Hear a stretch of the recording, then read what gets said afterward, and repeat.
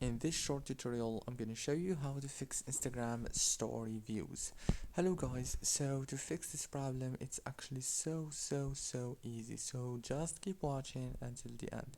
Or what you have to do is just open the settings on your phone, go to the apps, and then go to the apps manager on this page. Or what you have to do is click on Instagram, and then here, or what you have to do now is click on the force stop option, and then go to the notifications management and make sure to enable all the notifications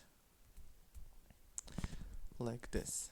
After that, go back and this time click on app details.